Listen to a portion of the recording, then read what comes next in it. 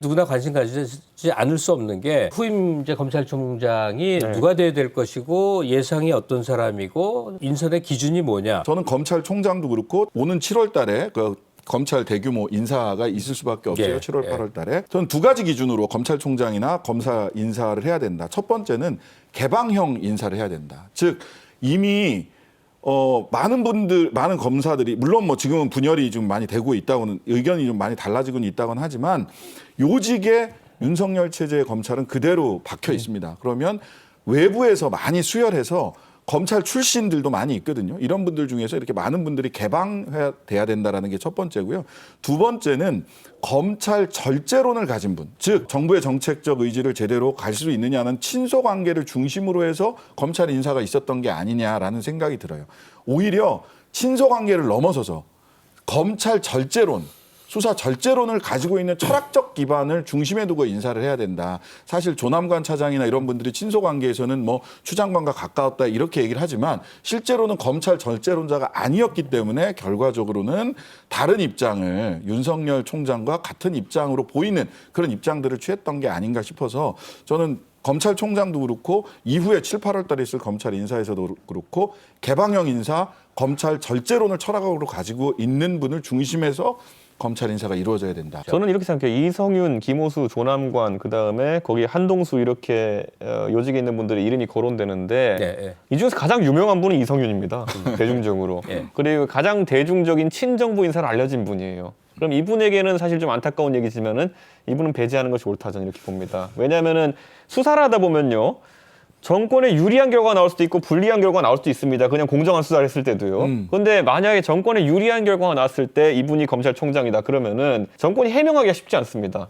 네, 그렇기 때문에 저는 이 어느 분도 수사를 공정하게 진행할 거라는 관점 하에서는 가장 그런 의심을 사기 좀 덜한 분을 해야 되는 것이 아니냐 이런 생각이라서 저는 조남관 대장 차장 같은 경우에는 거꾸로 윤석열 총장과의 관계에 있어가지고는 과거의 징계나 이런 측면에서 다소 이제 정부와는 대척점이 있었던 분이기 때문에 이분 같은 경우에는 양쪽에서 쉽게 판단하기 어려운 분입니다. 그 성향을. 그래서 좀 문제가 덜할 것으로 보이고 김호수 차관 같은 경우에는 다른 건 모르겠지만 이제 조국 장관과 이제 같이 일했던 인사기 때문에 추미애 장관 때 있었던 여러 가지 일들에서는 좀 자유롭다. 그래서 저는 이것도 뭐 강하게 반발할 것 같지는 않으나 감사위원으로 추천되었을 때 최재형 감사원장이 어떤 이유에서인지 모르겠지만 강하게 반발했던 이력이 있거든요. 뭐 그런 것들이 다시 올라오지 않을까 이런 생각이고 한동수 대검 감찰부장 이분은 제가 알기로 검찰 출신이 아니죠. 법관 출신입니다. 그렇기 때문에 반부패 역량이 전반적으로 떨어지는 것이 아니냐.